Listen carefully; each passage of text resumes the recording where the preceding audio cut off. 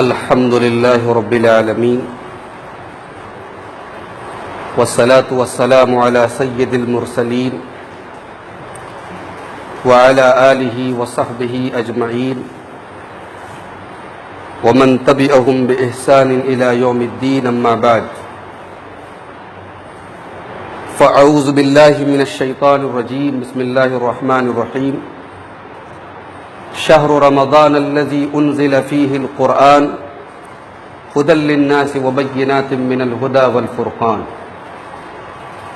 معزز حاضرین، کسی نے سوچا نہیں تھا کہ رمضان کا یہ بابرکت مہینہ ایک خطرناک وائرس کے سائے میں اور لاک ڈاؤن کے سائے میں ہمارے اور آپ کے درمیان آئے گا. رمضان کا یہ مبارک مہینہ اس حال میں آئے گا کہ مسجدیں ویران ہوں گی، لوگوں کے کاروبار اور کام دھندے ٹھپ ہوں گے اور لوگ اپنے اپنے گھروں میں محصور ہوں گے. یقیناً پچھلے سال رمضان میں کسی نے یہ تصور بھی نہیں کیا تھا کہ آنے والا رمضان ایسا ہو، مگر ہم اور آپ آج رمضان کے بابرکت مہینے میں داخل ہو چکے ہیں اور ایسے ہی حالات ہیں. اور یہ اس بات کی دلیل ہے کہ انسان جو چاہتا ہے وہ نہیں ہوتا ہے، بلکہ اللہ جو چاہتا ہے وہ ہوتا ہے. آنے والے کل کے بارے میں انسان کو کچھ معلوم نہیں. وما تدری نفس ماذا تکسب غدا، کوئی نہیں جانتا کہ کل اس کے ساتھ کیا ہونے والا ہے. میرے بھائیوں، اس مصیبت کی گھڑی میں، اس آزمائش کی گھڑی میں اور اس بابرکت مہینے میں ہمیں اور آپ کو ایک بات اور یاد رکھنی چاہیے کہ مصیبت اور آزمائش میں ایک مومن گھبراتا نہیں ہے، ایک مومن بکھرتا نہیں ہے، ایک مومن واویلا نہیں کرتا ہے، بلکہ ایک مومن اس مصیبت کو صبر کے ذریعے اور اللہ کی ذات پر بھروسہ کے ذریعے اس مصیبت کو بھی خیر میں تبدیل کر لیتا ہے.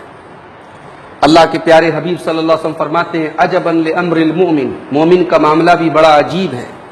ان امرہ کلہ خیر، مومن ہر حال میں بھلائی میں رہتا ہے. اگر مومن کے اوپر کوئی بھلائی آتی ہے، کوئی خیر آتا ہے تو اللہ کا شکر ادا کرتا ہے اور وہ بھلائی اس کے حق میں اچھی ہو جاتی ہے. وَإِنْ أَصَابَتْهُ ضَرَّاءٌ، اور اگر مومن کے اوپر کوئی مصیبت آتی ہے صبر، تو وہ صبر کر لیتا ہے. فَكَانَ خَيْرًا لَهُ، اور وہ مصیبت بھی اس کے حق میں بہتر بن جاتی ہے. اسی لیے عربی میں ایک کہاوت ہے، ایک محاورہ ہے، إِنَّ فِي كُلِّ مِحْنَةٍ مِنْحَا، ہر مصیبت میں اللہ تعالیٰ کی طرف سے کوئی نہ کوئی گفٹ ہوتا ہے، کوئی نہ کوئی تحفہ ہوتا ہے. اللہ تعالیٰ نے قرآن میں فرمایا عسیٰ ان تکرہوا شیئا وہو خیر لکم، ہو سکتا ہے کہ تم کسی چیز کو ناپسند کرو، کسی چیز کو اچھا مت سمجھو اور وہ چیز تمہارے حق میں بہتر ثابت ہو جائے، وہ آگے چل کر کے تمہارے حق میں اچھی ثابت ہو جائے. تو ہمیں اللہ کی ذات پر بھروسہ رکھنا چاہیے اور اس مصیبت اور پریشانی میں ہمیں صبر کا اور اللہ کی ذات پر ایمان اور توکل کا دامن تھامے رہنا چاہیے. میرے بھائیوں، امام احمد ابن حنبل رحمۃ اللہ علیہ، آج دنیا ان کا نام لیتی ہے. اگر امام احمد ابن حنبل کے اوپر وہ آزمائش نہ آئی ہوتی جو آئی اور جو مصیبتیں انہوں نے جھیلی اور تین بادشاہوں کے دور میں ان کے اوپر ظلم و ستم کے پہاڑ توڑے گئے، تو شاید دنیا آج امام احمد ابن حنبل کے مقام سے واقف نہ ہوتی. آج علامہ ابن تیمیہ رحمۃ اللہ علیہ کا نام بڑی عزت اور احترام سے لیا جاتا ہے، ان کی کتابیں دنیا کی بڑی بڑی لائبریریوں میں پڑھی جاتی ہیں. کیوں؟ کیونکہ علامہ ابن تیمیہ مصیبت اور آزمائش کی بھٹی میں تپ کر کے نکلے ہیں. علامہ ابن تیمیہ نے اپنی زندگی کا بہت بڑا حصہ قید خانے میں گزارا ہے. اور علامہ ابن تیمیہ کہا کرتے تھے ما یصنع اعدائی بی، میرا دشمن میرا کیا بگاڑ سکتے ہیں. ان جنتی و بستانی فی صدری، میری جنت اور میری باغ و بہار تو میرے سینے میں ہے، میں ہمیشہ خوش رہتا ہوں. ان حبسی خلوہ، اگر میرا دشمن مجھے قید کر دے تو مجھے تنہائی مل جاتی ہے، میں اللہ کو یاد کرتا ہوں. وقتلی شہادہ، اگر میرے دشمن مجھے قتل کر دیں تو میں اللہ کی راہ میں شہید ہو جاؤں گا. واخراجی من بلدی سیاحہ، اور اگر میرے دشمن مجھے میرے وطن سے نکال دیں تو مجھے دوسرے شہر کی سیر کرنے کا موقع دیں. تو اپنے دماغ کو پازیٹیو بناؤ، اپنے دماغ کو پازیٹیو بناؤ، بہت منفی سوچ، بہت نگیٹو سوچ سے اپنے آپ کو بچاؤ کہ کیا ہوگا، جو ہوگا انشاءاللہ ہمارے حق میں بہتر ہوگا۔ ہاں، ہم اللہ سے ساتھ میں دعا کرتے رہیں، اللہ سے کہ آگے گڑ گڑاتے رہیں، اور اس پاک مہینے میں، اس مقدس مہینے میں، اس برکت والے مہینے میں ہم عبادتوں کے ذریعے، نیکیوں کے ذریعے اللہ کا تقرب حاصل کریں، اور اللہ سے دعا کریں کہ اللہ اس مصیبت کو جلد سے جلد ختم کرے۔ اس مہینے میں جن نیکیوں کے ذریعے ہم اپنے رب کو راضی کر سکتے ہیں، ان میں سے ایک بڑی نیکی اور بڑی عبادت نماز ہے، جو تمام عبادتوں میں سب سے، توحید کے بعد سب سے اونچی عبادت ہے۔ نماز کے ذریعے اپنے رب کو راضی کرو، نماز کے ذریعے اس مصیبت کو، اللہ کی بارگاہ میں اس مصیبت کا حل تلاش کرو۔ اللہ کے پیارے نبی صلی اللہ علیہ وسلم کے اوپر جب بھی کوئی پریشانی آتی، آپ نماز میں کھڑے ہو جاتے۔ نماز کا اہتمام کرو، اور فرض نمازوں کے ساتھ ساتھ نوافل کا اہتمام کیجیے، تراویح کی نماز کا اہتمام کیجیے، اور سنن رواتب جو 12 رکعت نمازیں دن بھر میں پڑھی جاتی ہیں، اور جن کے بارے میں اللہ کے نبی نے فرمایا کہ جو 12 رکعت پابندی سے پڑھے گا، اللہ تعالیٰ جنت میں اس کو محل تعمیر کرے گا اس کے لیے۔ یہ 12 رکعت نمازیں، جس میں فجر کی 2 رکعت سنت ہے، جس میں ظہر کے پہلے کی 4 رکعت سنت ہے، جس میں ظہر کے بعد کی 2 رکعت سنت ہے، جس میں مغرب کے بعد کی 2 رکعت سنت ہے، اور جس میں عشاء کے بعد کی 2 رکعت سنتیں شامل ہیں، ان سنتوں کی پابندی کیجیے۔ خاص طور سے اس ماہ مبارک میں ہم سب کوشش کریں، کیونکہ آج ہمارے پاس الحمدللہ وقت بھی ہے، آج ہمارے پاس کوئی مصروفیت نہیں ہے، کوئی کام نہیں ہے، تو ہم فرائض کے ساتھ ساتھ ان سنن رواتب کا اور نفلی نمازوں کا بھی اہتمام کریں۔ میرے بھائیوں، رمضان قرآن کا مہینہ ہے۔ شہر رمضان الذی انزل فیہ القرآن، اسی مہینے میں قرآن نازل ہوا ہے، اور پیارے نبی صلی اللہ علیہ وسلم ہر سال رمضان میں حضرت جبرائیل کو پورا قرآن سناتے تھے۔ جتنا قرآن آپ کے اوپر نازل ہوتا تھا، اتنا پورا قرآن حضرت جبرائیل کو سناتے تھے، اور اپنی زندگی کے آخری سال آپ نے 2 مرتبہ حضرت جبرائیل کو پورا قرآن سنایا۔ اور اللہ کے نبی جب قرآن پڑھتے تھے اور حضرت جبرائیل کو قرآن سناتے تھے، تو عبداللہ ابن عباس رضی اللہ تعالیٰ عنہ کہتے ہیں کہ رمضان کے مہینے میں اللہ کے نبی بہت زیادہ اللہ کی راہ میں خرچ کرنے لگتے تھے، آپ کی سخاوت بہت بڑھ جاتی تھی، آپ تیز چلنے والی ہوا سے بھی زیادہ سخی ہو جاتے تھے۔ معلوم یہ ہوا کہ قرآن کا اثر ہماری شخصیت پر بھی پڑنا چاہیے، قرآن کا اثر ہماری ذات پر بھی پڑنا چاہیے۔ قرآن صرف یہ نہ ہو کہ ہم پڑھ کر کے لپیٹ کر کے رکھ دیں، قرآن کا اثر بھی ہمیں اپنے اندر محسوس ہونا چاہیے۔ یہ مہینہ قرآن کا مہینہ ہے، قرآن کی کثرت سے تلاوت کریں، قرآن کو سمجھیں، قرآن پر غور و فکر کریں، اور قرآن پر عمل کرنے کی کوشش کریں۔ رمضان دعا کا مہینہ ہے۔ سورہ بقرہ میں، قرآن مجید کے دوسرے پارے میں جہاں رمضان کے روزے کا ذکر ہے، وہاں اللہ نے روزوں کا ذکر کرنے کے فوراً بعد فرمایا وَإِذَا سَأَلَكَ عِبَادِي عَنِّي فَإِنِّي قَرِيبٌ، اے میرے حبیب، جب میرے بندے آپ سے میرے بارے میں پوچھے تو بتا دو کہ میں قریب ہوں، اجیب دعوت الداعی، اور میں ہر دعا کرنے والے کی دعا کو سنتا ہوں۔ میرے بھائیوں، روزے کی حالت میں ایک بندہ، ایک انسان بھوکا پیاسا ہوتا ہے، اس کا نفس کمزور ہوتا ہے، اس کی روح کے اندر اللہ کا ڈر ہوتا ہے، اس کے رونگٹے اللہ کی بارگاہ میں، اس کے رونگٹے اللہ کے خوف سے کھڑے ہوتے ہیں۔ یہ وہ کیفیت ہے کہ اس کیفیت میں جب بندہ اپنے رب کے آگے ہاتھ پھیلاتا ہے اور اپنے رب سے دعا کرتا ہے، تو اللہ ضرور اس کی دعا کو قبول کرتا ہے۔ سنن بیہقی کی صحیح روایت ہے، اللہ کے پیارے نبی فرماتے ہیں ثلاث دعوات لا ترد، 3 دعائیں ایسی ہیں جو اللہ کی بارگاہ میں لوٹائی نہیں جاتی۔ اللہ تعالیٰ 3 دعاؤں کو لوٹاتا نہیں ہے، 3 دعاؤں کو رد نہیں کرتا ہے۔ دعوت الوالد، ایک باپ کی دعا ہوتی ہے اولاد کے حق میں، ایک باپ کی دعا ہوتی ہے اولاد کے حق میں، ودعوت الصائم، اور روزے دار کی دعا ہوتی ہے، ودعوت المسافر، اور مسافر کی دعا ہوتی ہے۔ تو دعا کریں اپنے رب سے، اللہ سے کثرت سے دعا کریں۔ رات کی تنہائیوں میں اگر اٹھیں تو اللہ سے دعا کریں، تراویح کی نماز پڑھنے کے بعد رات میں اگر موقع ملے تو اللہ سے دعا کریں کہ اللہ اس بلا سے، اس وبا سے ہم سب کو دور کر دے، اس وبا کو ہم سے اٹھا لے، اور اس آزمائش سے اللہ تعالی ہم سب کو نجات عطا فرمائے۔ میرے بھائیوں، لاک ڈاؤن کے مہینے میں رمضان ہمیں ملا ہے، لاک ڈاؤن کے پیریڈ میں رمضان ہمیں ملا ہے۔ بہت سارے نیکی کے کام ایسے تھے جو ہم اپنی مصروفیات کی وجہ سے نہیں کرتے تھے، ہمارے پاس اتنے کام تھے، اتنے دھندے تھے، لوگوں سے اتنا ملنا جلنا تھا، بہت سارے نیکی کے کام ہم نہیں کر پاتے تھے۔ آج ہمارے پاس کوئی بہانہ نہیں ہے، آج ہمارے پاس بھرپور وقت ہے، آج ہمارے پاس ٹائم ہی ٹائم ہے، اس ٹائم کا صحیح استعمال کرو۔ اللہ کے یہاں یہ لاک ڈاؤن کا رمضان ہو سکتا ہے کہ زندگی کے باقی رمضان کے مقابلے میں اس رمضان کا ہمیں زیادہ حساب دینا پڑے۔ یاد رکھو، اس رمضان کا ہمیں زیادہ حساب دینا پڑے کہ اس رمضان میں تمہارے پاس ٹائم تھا، فرصت تھی، تم اپنے گھروں میں تھے۔ اس مہینے کا اس بابرکت مہینے کا اور لاک ڈاؤن کے اندر اس رمضان کی ہم قدر کریں، اس کو ضائع نہ ہونے دیں۔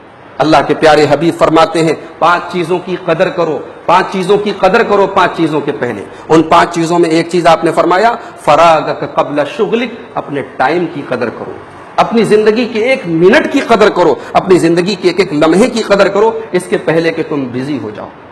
میرے بھائیوں، آج ہماری اکثریت اپنے اپنے گلیوں میں، اپنے اپنے چوراہوں میں، اپنے اپنے گھروں میں بیٹھ کر فالتو میں گپ شپ کر رہی ہے۔ اللہ کی قسم یہ گپ شپ کا ٹائم نہیں ہے، یہ موبائلوں پر گیم کھیلنے کا ٹائم نہیں ہے، یہ فضول باتوں کا ٹائم نہیں ہے، یہ اللہ کی طرف سے آزمائش ہے، یہ اللہ کی طرف سے امتحان ہے، یہ اللہ سے اپنا دل جوڑنے کا ٹائم ہے، یہ اللہ کو یاد کرنے کا ٹائم ہے، یہ اللہ کو پکارنے کا ٹائم ہے، یہ اللہ کو راضی کرنے والے کاموں میں اپنے ٹائم کو لگانے کا وقت ہے۔ میرے بھائیو، کہیں ایسا نہ ہو کہ قیامت کے دن ہمیں کہنا پڑے یا لیتنی قدمت لحیاتی، کاش میں نے زندگی میں کچھ اچھے کام کیے ہوتے۔ آج ہمارے پاس ان اچھے کاموں کے لیے بھرپور ٹائم ہے میرے بھائی۔ آج ہمیں سے ہر شخص کے پاس موبائل ہے، ہر شخص انٹرنیٹ استعمال کرتا ہے، انٹرنیٹ کا صحیح استعمال کرو، نیکی کی باتوں اور اچھی باتوں کو ایک دوسرے کو پہنچاؤ۔ آج کتنے لوگ ہیں جو قرآن نہیں صحیح طریقے سے پڑھتے، آج الحمدللہ انٹرنیٹ پر ایسے ویڈیو موجود ہیں جن میں آپ کو قرآن پڑھنے کا صحیح طریقہ بتایا جا رہا ہے۔ رمضان کا مہینہ ہے، قرآن کی تفسیریں انٹرنیٹ پر موجود ہیں، آپ ان کو سن سکتے ہیں۔ جو بڑے بڑے مستند علماء اپنے انداز میں قرآن کی تفسیر کر رہے ہیں، ان قرآن کو سنیے اور قرآن سے اپنا تعلق مضبوط کیجیے۔ تو میرے بھائیوں، اگر آپ کوشش کریں گے تو آپ کے پاس اپنے ٹائم کا صحیح استعمال کرنے کے بہت سارے طریقے ہیں، ورنہ ٹائم برباد کرنے کے لیے تو ہمارے پاس آج موبائل ہے ہی ہے۔ آج ہمارے نوجوانوں کی اکثریت آج موبائلوں پر بیٹھ کر کے دن رات PUBG گیم کھیل رہی ہے، دن رات لوڈو گیم کھیل رہی ہے۔ لوگ سوال کرتے ہیں ہمارے پاس واٹس ایپ پر کہ PUBG کھیلنا جائز ہے کہ نہیں، لوڈو کھیلنا جائز ہے کہ نہیں۔ یہ جائز ہے کہ ناجائز ہے یہ تو ایک الگ مسئلہ ہے۔ سب سے بڑی بات یہ ہے کہ ایک بابرکت مہینے کی مبارک گھڑیاں ہم ان فضول کے کاموں میں برباد کر رہے ہیں۔ اگر 1 منٹ کے لیے مان لیا جائے کہ یہ کھیل اور یہ گیم حرام نہیں ہے، حالانکہ علماء کے فتوے موجود ہیں کہ یہ PUBG گیم وغیرہ اس کے اندر کئی چیزیں ایسی ہیں جو اس کو حرام کرتی ہیں۔ اس کے اندر غیر محرم کی تصویریں ہیں، اس کے اندر ایک ایسا نشہ ہے کہ ایک بار آدمی کھیلنے لگے تو پھر نماز سے، قرآن سے، اپنے ضروری کاموں سے بالکل آدمی دور ہو جاتا ہے۔ لیکن اگر حرام نہ بھی ہو تب بھی کم سے کم اس کا یہ خطرہ کیا کم ہے کہ یہ انسان کے اس قیمتی وقت کو برباد کر رہا ہے۔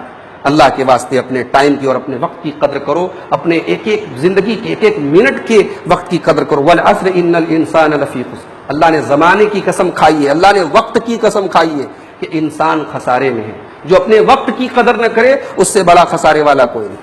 سلف صالحین میں سے ایک آدمی راستے میں جا رہے تھے، ایک آدمی برف بیچ رہا تھا اور اس کا برف برابر پگھل رہا تھا، اور وہ کہہ رہا تھا کہ اے لوگوں، اس کے پہلے کہ میری پونجی ختم ہو جائے، میرا برف گل جائے، میرا برف خرید لو۔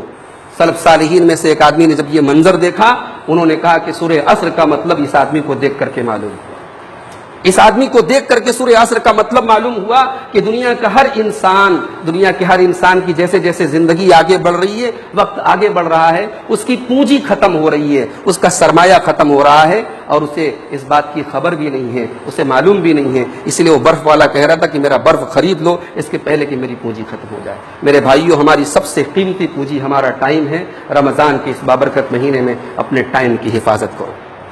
لوگ سوال کر رہے ہیں مولانا اس بار رمضان میں اعتکاف کیسے کریں گے؟ لوگ پوچھ رہے ہیں کہ اعتکاف کیسے ہوگا؟ یاد رکھیں کہ اعتکاف مسجدوں کی عبادت ہے، وہ گھروں میں نہیں کی جا سکتی۔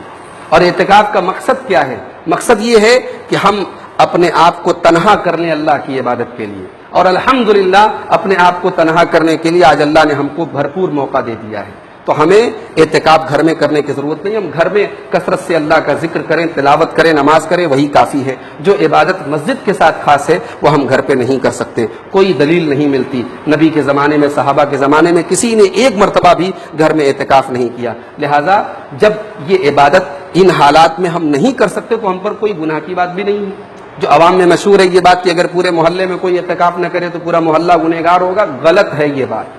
اعتکاف اللہ کے رسول کی بڑی تاکیدی سنت ہے، کرنا چاہیے، لیکن ان حالات کی وجہ سے اگر کسی نے نہیں کیا تو اس میں کوئی حرج کی بات نہیں ہے۔ جیسے حج اور عمرہ ہے، اگر حالات خراب ہو جائیں اور حج کینسل ہو جائے، عمرہ کینسل ہو جائے، تو کیا ہم اپنے گھر میں حج کریں گے؟ اپنے وطن میں حج کریں گے؟ نہیں کر سکتے۔ تو جو عبادت جہاں کے لیے خاص ہے ہم وہیں کر سکتے ہیں۔ تو ہمیں اس مہینے میں جو ضروری مسائل ہیں رمضان کے روزے کے ان کی بھی معلومات حاصل کرنی چاہیے۔ اللہ سے دعا ہے رب العالمین ہمارے روزوں کو، ہماری تراویح کو، ہماری دعاؤں کو قبول فرمائے۔ رب العالمین اس بلا کو ہم سے جلد اٹھا لے۔ رب العالمین اس آزمائش سے ہم سب کو جلد سے جلد راحت عطا فرمائے۔ حالات دن بدن خراب ہو رہے ہیں میرے بھائی، حالات دن بدن خراب ہو رہے ہیں۔ ابھی کل ممبئی کا ایک ویڈیو آیا ہے، ممبئی کے سائن علاقے کا، ایک پوری فیملی ہے، عورتیں ہیں، بچے ہیں چھوٹے چھوٹے، سب نے اپنے گلے میں پھندا لگا کے بھوک کی وجہ سے خودکشی کر لی۔ گھر میں کھانے کو نہیں ہے، بھوک برداشت نہیں کر پائے، پوری فیملی اور پورے پریوار نے خودکشی کر لی۔ اللہ کی قسم یہ منظر دل کو دہلا دینے والا ہے، یہ منظر انسان کی روح کو جھنجھوڑ دینے والا ہے۔ کتنے لوگ ہیں جن کے گھروں میں کروڑوں اور لاکھوں ہیں، اور کتنے بیچارے ایسے ہیں جو لاک ڈاؤن کے اس پیریڈ میں جن کے گھر میں اناج کا ایک دانہ نہیں ہے۔ وہ کب تک بھوک برداشت کریں گے؟ شاید کورونا سے وہ بعد میں مریں اور بھوک سے پہلے مر جائیں۔ میرے بھائیوں ایسے لوگوں کی ہم مدد بھی کریں، اور ہم اللہ سے دعا کریں کہ اے اللہ ہم پر تو اتنا بوجھ نہ ڈال جو ہماری تاب اور برداشت کے باہر ہے۔ اے اللہ اب آزمائش اور اس امتحان کو تو ہم سے اٹھا لے، اور اس وائرس کو جلد سے جلد ہم سے ختم کر دے، اور لوگوں کی زندگیوں کو دوبارہ معمول پہ لوٹا دے، مسجدوں کی رونق دوبارہ لوٹا دے، عبادت گاہوں اور اپنے گھروں کا مقدس منظر دوبارہ لوٹا دے۔ الہ العالمین ہماری ٹوٹی پھوٹی عبادتوں کو قبول فرما لے، ہماری عبادتوں میں اخلاص پیدا فرما، ہمیں ریاکاری سے بچا، آمین۔ وآخر دعوانا ان الحمد للہ رب العالمین۔